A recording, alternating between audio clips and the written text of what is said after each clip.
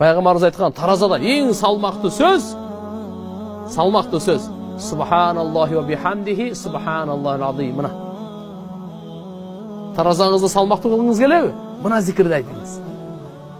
Пайгамбарыбыз айткан калиматан хабибатан илар рахман. Эки сөз бар, эки сөз. Ар бир сөздү айтып атпайбызбы? Таразага тартылат. Алла разы же наразы болот.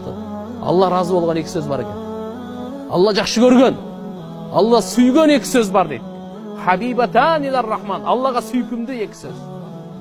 Хафифатан алал лисан. Тилге абдан жеңил. Ал сөздү айтканга кыйынчылыгы жок, жөн эле айта аласыз. Сакилатан фил мизан. Таразада салмактуу, оор. Кайсы сөздөр экен? Субханаллахи ва бихамдихи субханаллахил азим.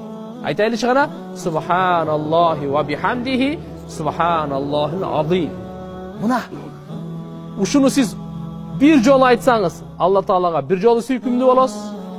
Таразаңызга бир тартылат. 10 жолу айтсаңыз, Аллага 10 жолу сүйкүмдүү болосуз. 10 жолу салмактуу болот. 100 жолу айтсаңыз, 100 жолу сүйкүмдүү болосуз. 100 жолу таразаңыз салмактуу болот. Bir hadiste Peygamberimiz aytkan, kim 100 жолу bir günde Subhanallahi ve bihamdihini aytsa, onun günösü akıyandın, göbügün çölük bolsa dağı bardığı geçirilet degen. Kaysi söz aytsa? Subhanallahi ve bihamdihi. Uşunu ne aytsa? Bizki jarımı da var emes böyle. Subhanallahil azim aytsa kanday olur. Alımlar aytar, Subhanallahi ve bihamdihini aytsa günöler geçirildi mi? Emi Subhanallahil azim aytsanız darajanız götürülür deydi. Darajanız götürülür. Mına iki söz. Uşaqtagandan görök, biren jamandagandan görök, dünyөнү maqtagandan görök, özübüzdü maqtagandan görök. Uşunu men 10 жол айтып койсом, 100 жол айтып койсом, men жүрөгүм нурланат, кабырым нурланат, ахиретим нурланат, пилсиратым нурланат. Таразада кандай? Алланын сүйкүмдүсү болот. Буну ким айтты? Пайгамбарыбыз Мухаммад алейхиссалам айтты. Пайгамбарыбызга ким айткан экен? Абу Хурайра разыйаллаху анху айтты. Ал ким? Аны шакирти. Аны шакир да ким? İmam Bukhari айтты.